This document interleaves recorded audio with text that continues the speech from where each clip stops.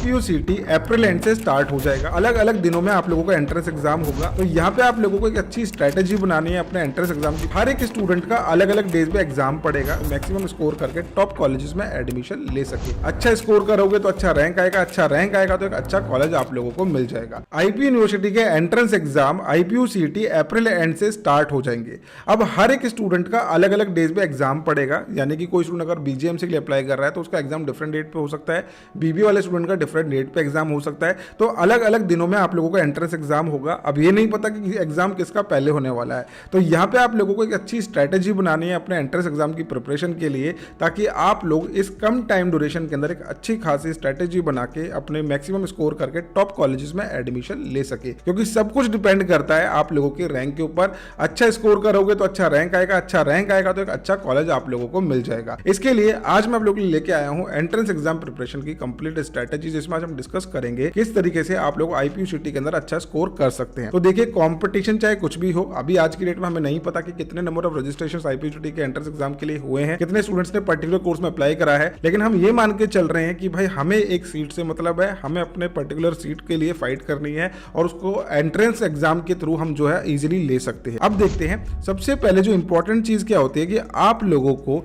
अपने entrance exam का pattern ढूंढ के निकालना है, जो कि आप लोगों को IPUCT के ब्रोशर के अंदर पेज नंबर 49 से देखने को मिल जाएगा। अब यहाँ पे इन्होंने पूरे कोर्सेज का सेक्शन वाइज जो है आप लोगों को पैटर्न दे दिया है। IPU यूनिवर्सिटी के सभी एंट्रेंस एग्जाम के अंदर 100 क्वेश्चंस पूछे जाते हैं। हर एक करेक्ट आंसर पे 4 मार्क्स दिए जाते हैं। -1 का नेगेटिव मार्किंग होता है, जो कि आप लोगों को ध्यान में रखना है। काफी स्टूडेंट तुक्के मार के आते हैं, जैसे उनका रैंक जो है नीचे की तरफ खिसक जाता है। तो आप लोगों को ये गलतियां अवॉइड करनी है अपने एंट्रेंस एग्जाम के अंदर। तो सबसे पहले आप क्या करेंगे, सेक्शनल वेटेज देख लेंगे कि भाई किस सेक्शन को ज्यादा वेटेज दी जा रही है, और वो हर एक एंट्रेंस एग्जाम पे, हर एक कोर्स पे अलग अलग वेरी कर सकता है। जैसे कि बात करें BCA के लिए, तो BCA में आप देखेंगे मैथमेटिक्स के अंदर 30 जो है परसेंट आप लोगों की मैथ्स पूछी जा रही है, 30 जो है कंप्यूटर अवेयरनेस पूछी जा रही है। ये दो सेक्शन ही आप लोगों की ओवरऑल 60% जो है वेटेज रख रहे हैं एग्जाम की।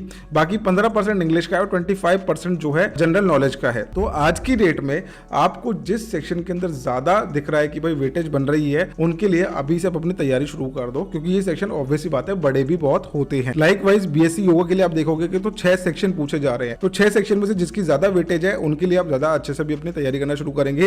अगर आपको अपने एग्जाम का पैटर्न नहीं पता तो भाई आप एक डायरेक्शन में जो है नहीं भाग पाओगे, आप इधर उधर रैंडमली कुछ भी पढ़ के जाओगे, मेरिट नहीं बना पाओगे। लाइकवाइज B.Ed का देखोगे तो 25% करके इक्वल वेटेज दी जा रही है। अब यहाँ पे बहुत सारे फैक्टर्स मैटर करते हैं, वो मैं भी आपको एक्सप्लेन करूंगा किस तरीके से आप लोगों को पढ़ना है, क्या क्या चीजें पढ़नी है। हम 5 साल से जो अपने स्टूडेंट्स के एग्जाम्स देख रहे हैं, भाई सबको जो है इजी क्वेश्चन पेपर्स देखने को मिलते हैं, बट इतना इजी नहीं है। इजी उसके लिए है भाई जिसको पता है कि क्या आएगा, किस टाइप के क्वेश्चन आएंगे, उसके लिए डेफिनेटली इजी है। जिसने तैयारी करी है, मेहनत करी है, वही तो रैंक 1 बनेगा ना। तो रैंक 1 बनने के लिए भाई मेहनत तो आप लोगों को करनी पड़ेगी ही पड़ेगी। इसके लिए आप हायर एजुकेशन के ऑनलाइन बैच के साथ जुड़ जाइए, जिसमें आप लोगों को प्रीवियस ईयर के क्वेश्चन पेपर्स भी हम सॉल्व करा के दिखा रहे हैं। कि हायर एजुकेशन के लाइव बैचेस आउट हो चुके हैं IPUCT प्रिपरेशन के लिए, जिसमें BBA, BCA, BGMC, BCom honours almost IPU university के सभी एंट्रेंस एग्जाम की प्रिपरेशन हम करा रहे हैं। यहाँ पे आप लोगों को मिलती है डेली लाइव क्लासेस, 1000 से भी ज्यादा मॉक टेस्ट रिकॉर्डेड फॉर्म में आपको वीडियोस मिल जाती है। अगर आपकी कोई लाइव क्लास मिस होगी तो आपको रिकॉर्ड होकर हमारे ऐप पे आ जाती है। यहाँ पे आपको इंस्टेंट डिस्काउंट भी मिलता है, जैसे आप इस कूपन को अप्लाई करते हैं 500 का इंस्टेंट डिस्काउंट आपको मिल जाएगा। 6320 के अंदर टिल द एंट्रेंस एग्जाम आपके पास इस कोर्स की एक्सेस रहेगी। साथ में मिलता है आपको डाउट सेशंस, लाइव मेंटरशिप आपको मिल जाती है, चैट सपोर्ट है हमारे एप्लीकेशन के अंदर। जैसे ही आप अपने ऐप डाउनलोड करेंगे,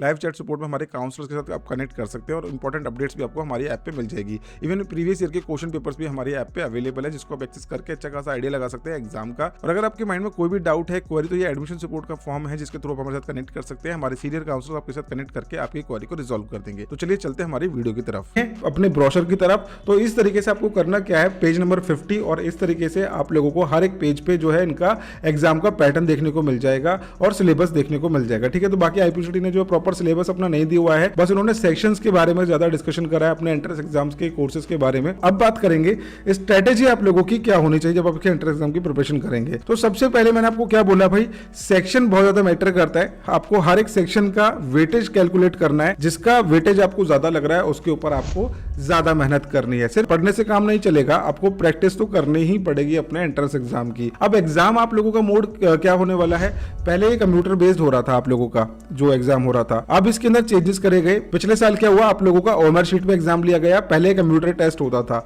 तो अब आप लोगों का ओएमआर शीट पे हो रहा है, तो जल्दी जल्दी एग्जाम हो जाते हैं, ज्यादा आप लोगों को वेट नहीं करना पड़ता रिजल्ट्स का भी, और एग्जाम बहुत ही जो है आराम से आप लोगों को कनेक्ट हो जाते हैं। बात करते हैं एग्जाम मोड की, किस मोड में आप लोगों को आईपीयूसीटी का एग्जाम देखने को मिलता है। तो ओएमआर शीट पे आप लोगों का एग्जाम होगा, पहले कंप्यूटर बेस्ड टेस्ट होता था, सेशन 2022 तक आप लोगों का जो एग्जाम हुआ है वो ऑनलाइन हुआ है, और 2023 में आप लोगों का जो एग्जाम हुआ है वो ऑफलाइन आप लोगों का एग्जाम हुआ है, यानी कि आपको सेंटर अलॉट करा जाएगा, वहां पे आप जाओगे और ओएमआर शीट आप लोगों को इस टाइप की दी जाएगी, जिसमें आपको करेक्ट आंसर पे जो है इस तरीके से सर्कल करना होता है। उसकी भी प्रॉपर इंस्ट्रक्शन मैं आप लोगों को बताऊंगा जब आपका ये एग्जाम ऑफलाइन मोड में कंडक्ट होगा। अब इसके लिए सबसे बेस्ट तरीका क्या है तैयारी करने का, मॉक टेस्ट की प्रैक्टिस करना, क्योंकि हमें पता है देखिए रीजनिंग क्या है, कॉन्सेप्चुअल है सब कुछ, आप लोगों का क्वांट्स का सेक्शन सारा कैलकुलेशंस पे बेस्ड है। इंग्लिश लैंग्वेज कॉम्प्रहेंशन के अंदर आप लोगों को वोकैबुलरी अपनी इंप्रूव करनी है, और उसकी एक अच्छी खासी आपको बेस बिल्डअप होना चाहिए इंग्लिश लैंग्वेज के अंदर, और देन आप लोगों का आता है जीके। अब ये 4 सेक्शन आप लोगों के एग्जाम के अंदर मोस्टली आपको देखने को मिलेंगे। अब देखिए बहुत सारे स्टूडेंट ऐसे भी होते हैं जो मल्टीपल कोर्सेज में अप्लाई करते हैं, मैं उनके लिए भी बात कर लेता हूं यहाँ पे, जो मल्टीपल कोर्सेज में अप्लाई करने वाले हैं। मोस्टली 4 सेक्शन आप लोगों के होते हैं। अगर आप मल्टीपल कोर्सेज में अप्लाई कर रहे हो तो आपको अपने क्या करने हैं, जो सेक्शन आपका डिफर कर रहा है उसके ऊपर टाइम देना है अपना, ठीक है। जैसे कि कोई स्टूडेंट बीबीए के लिए अप्लाई कर रहा है, अब यहाँ पे उससे पूछा जा रहा है बिजनेस एप्टीट्यूड, साथ में जीके, रीजनिंग और इंग्लिश पूछा जा रहा है। अब सेम स्टूडेंट अप्लाई कर रहा है बीकॉम ऑनर्स के लिए, तो यहाँ पे क्या हो जाएगा, बिजनेस एप्टीट्यूड हट जाएगा और यहाँ पे आप लोगों का क्वांट्स आ जाएगा, जीके आ जाएगा, रीजनिंग आ जाएगा और इंग्लिश आ जाएगा। तो आप लोगों का एक सेक्शन जो है एक्स्ट्रा यहाँ पे बढ़ जाता है जो आप लोगों को पढ़ना होता है। तो 3 चीजें तो सेम ही है। स्मार्ट प्रिपरेशन अगर आप अपनी कर रहे हो तो डेफिनेटली वो आप लोगों को अपने एंट्रेंस एग्जाम में हेल्प करेगा ही करेगा। तो एग्जाम्स की कंडीशंस आप लोगों को देख लेने की भाई कैसी रहती है, आइडेंटिफाई वीक एरियाज आप लोगों को करने पड़ेंगे। जैसे कि कोई स्टूडेंट पढ़ रहा है, अब हर कोई स्टूडेंट 4 सेक्शन में तो भाई बढ़िया नहीं हो सकता, किसी स्टूडेंट का कैलकुलेटिव पार्ट जो है वीक होगा, किसी स्टूडेंट का जो है रटने की क्षमता बहुत अच्छी होती है, हर टाइप का स्टूडेंट है। और काफी सारे स्टूडेंट ऐसे होते हैं जो एंड मोमेंट पे ही तैयारी करना पसंद करते हैं। तो आप लोगों को भाई अपना सबसे पहले पैटर्न बनाना पड़ेगा, एक मोमेंटम लाना पड़ेगा स्टडी का, एक टाइम टेबल प्रॉपर आप लोगों को अपना रखना पड़ता है। तो आपको अपने वीक एरियाज को सबसे पहले आइडेंटिफाई करना पड़ेगा कि आप कैलकुलेशन आपकी अच्छी है, किस सेक्शन में आप वीक हो, किस सेक्शन में आप अच्छे हो। अगर आप अभी से तैयारी कर रहे हो तो आप अपने वीक सेक्शंस पे वर्क कर सकते हो, एग्जाम से कुछ दिन पहले आप अपने वीक सेक्शंस पे काम नहीं कर सकते हो। तो ये सही टाइम है अपने वीक सेक्शंस पे काम करने का। स्ट्रॉन्ग को आप थोड़े दिन के लिए होल्ड पे डाल सकते हो। अगर आप एंड मोमेंट पे जाके प्रैक्टिस करना शुरू करते हो, वीक एरियाज पे काम करते हो, ना तो आप स्ट्रॉन्ग अच्छे से कर सकते हो, ना ही आप वीक अच्छे से कर सकते हो। टाइम मैनेजमेंट आप लोगों को करनी पड़ेगी। टाइम मैनेजमेंट में बेसिकली ज्यादा कुछ हार्ड एंड फास्ट नहीं है, आपको रूटीन बनाना पड़ेगा और हर एक सेक्शन को पढ़ने का टाइम डिवाइड करना पड़ेगा। और सबसे चीज क्या होती है, सबसे बड़ी चीज क्या होती है, स्टूडेंट कहीं से भी पढ़ना शुरू कर देता है रैंडमली।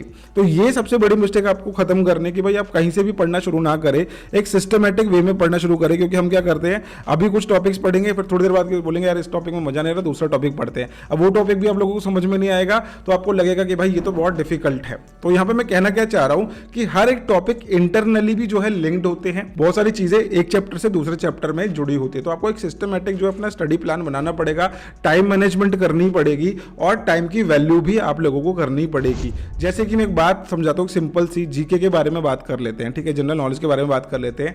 अब ये आप लोग अर्ली मॉर्निंग पढ़ेंगे तो ज्यादा बेटर रहेगा। अर्ली मॉर्निंग पढ़ लिया, दिन का 40 से लेके 50 मिनट आपने दिया, सुबह सुबह सुन लिया, बस वीडियोस के थ्रू सुनते तो ज्यादा अच्छा रहता है। वीडियोस के थ्रू आप लोगों की जो है याद करने की क्षमता कहीं ना कहीं बढ़ जाती है। एक विजुअल और एक ऑडियो का जो इंपैक्ट है एक साथ ब्रेन पर जाता है, तो कहीं ना कहीं हमारा सबकॉन्शियस माइंड उन चीजों को अच्छे से ग्रैब कर लेता है। दूसरा, जब आप कैलकुलेटिव पार्ट करते हो, कैलकुलेशंस वाला पार्ट कर रहे हो, तो एक ऐसा टाइम चुनो जिस टाइम पे आप बहुत ज्यादा एक्टिव रहते हो और आपको नींद ना आ रही हो या फिर आप लेजी फील नहीं कर रहे हो उस टाइम पे। तो ऐसे आप लोगों को टाइम ड्यूरेशन अपना पैटर्न स्टडी का एक बनाना पड़ेगा, ताकि आप लोगों को इजी रहे अपने एंट्रेंस एग्जाम की प्रिपरेशन करते टाइम। अब बात करते हैं मिस्टेक्स के बारे में, जो कि बहुत ज्यादा इंपॉर्टेंट है। गलती करना कोई बुरी चीज नहीं है, लेकिन गलती से ना सीखना एक बुरी चीज है। तो जब भी आप अपने मॉक टेस्ट की प्रैक्टिस कर रहे हो तो आप अपने वीक एरियाज को पॉइंट करो कि यार मेरा हर बार ये वाला वाला क्वेश्चन गलत हो रहा है, या फिर इस क्वेश्चन में मेरी ज़्यादा कैलकुलेशन के ऊपर टाइम लग रहा है, तो मैं इसको किस तरीके से ठीक कर सकता हूँ। तो यहाँ पे आप लोगों को करना क्या होगा, आपको भाई प्रैक्टिस करनी है, ज़्यादा से ज़्यादा प्रैक्टिस करनी है, ताकि आपकी स्पीड बढ़े, एक्यूरेसी बढ़े। और एक टाइम ऐसा आता है जब प्रैक्टिस हम ज़्यादा कर लेते हैं ना, तो आपको पूरा सॉल्यूशन निकालने की भी जरूरत नहीं होती है। आपने 3-4 स्टेप करे और आपको आंसर कहीं ना कहीं प्रेडिक्ट लग जाता है, और आप उसके बेसिस पे अपना जो है करेक्ट आंसर अपना कर लेते हैं। अब आप एग्जाम का जब ड्यूरेशन देखते हैं एग्जाम का, तो 2.5 घंटे का एग्जाम हो रहा है, ठीक है, 100 क्वेश्चन मिल रहे हैं, यानी कि हर एक क्वेश्चन पे आपको 2.5 मिनट दिए जा रहे हैं ना मोस्टली। तो कुछ क्वेश्चन ऐसे होंगे जो आप विदिन 50 सेकंड्स कर देंगे, 1 मिनट कर देंगे, और कुछ क्वेश्चन ऐसे होंगे जिसके अंदर आप लोगों को 5 से 10 मिनट भी लग जाएंगे। तो वो पॉइंट जो आप लोगों का आपके एग्जाम को डिस्टर्ब कर रहा है, 5 से 10 मिनट वाला जो पार्ट आ रहा है, उसको अगर आप अच्छी प्रैक्टिस कर रहे हो आज की डेट में, मैं प्रैक्टिस बार बार क्यों बोल रहा हूँ, क्योंकि स्टूडेंट प्रैक्टिस नहीं करते हैं। प्रैक्टिस करेंगे, मॉक टेस्ट लगाएंगे, डेफिनेटली आपका ये वीक एरिया भी जो है सही हो जाएगा। और फीडबैक जरूर लो, टीचर से लो चाहे अपने मेंटोर से लो।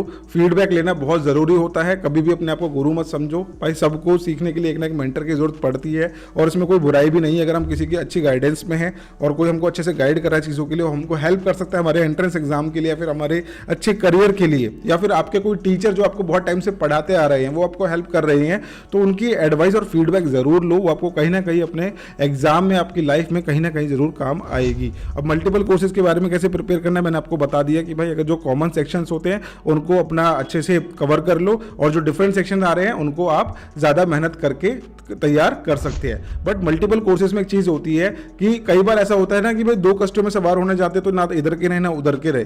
तो जिस कोर्स में आपका ज़्यादा इंटरेस्ट है उसके ऊपर ज़्यादा फोकस करो, उसका सेक्शन ज़्यादा अच्छे से पढ़ो, ताकि आप लोगों को कोई भी प्रॉब्लम ना आए। अपकमिंग टाइम में मैं आप लोगों के लिए हर एक कोर्स की डिफरेंट वीडियोज़ भी लेके आऊँगा कि भाई किस कोर्स में आपको किस तरीके से तैयारी करनी, like BBA, BCA, BCom honours. तो आप अपने कोर्सेज को जरूर मेंशन कर देना, डिस्क्रिप्शन में मैंने आपको लिंक दे दिया एंट्रेंस एग्जाम की प्रिपरेशन के लिए, आप मेरे साथ जुड़िए और कमेंट सेक्शन में अपने जो है कोर्सेज मेंशन कर दीजिए, ताकि मैं नेक्स्ट टाइम आप लोगों के लिए बढ़िया से एक वीडियो बना के लेके आऊँ आपके कोर्स के अकॉर्डिंग, ठीक है। अब बात कर लेते हैं, अपने पैटर्न को अच्छे से स्टडी कर लो, कौन सा आपका क्वेश्चन आंसर पूछे जा रहे हैं, टाइम इफेक्टिवली अपना मैनेज कर लो, अपने प्रायोरिटीज को सेट करो कि भाई कौन से क्वेश्चन आप पहले करोगे। कई सारे स्टूडेंट क्या करते हैं कि मुश्किल सेक्शन को पहले करना शुरू करते हैं और ईजी में बाद में आते हैं। कई स्टूडेंट क्या करते हैं, ईजी से शुरू करते हैं और मुश्किल पे बाद में जाते हैं। तो मैं तो भाई ये रिकमेंड करूंगा भाई पहले इजी क्वेश्चंस करना पसंद करो। अगर आपने स्टार्टिंग में ही ऐसे क्वेश्चन देख ले जो कि बहुत हार्ड है, तो वो कहीं ना कहीं आपको भाई डिस्टर्ब कर देंगे, पूरे एग्जाम में परेशान करेंगे कि यार ये तो मेरे को आता नहीं है। आप करते करते भी आंसर जो आपको आसान लग रहे थे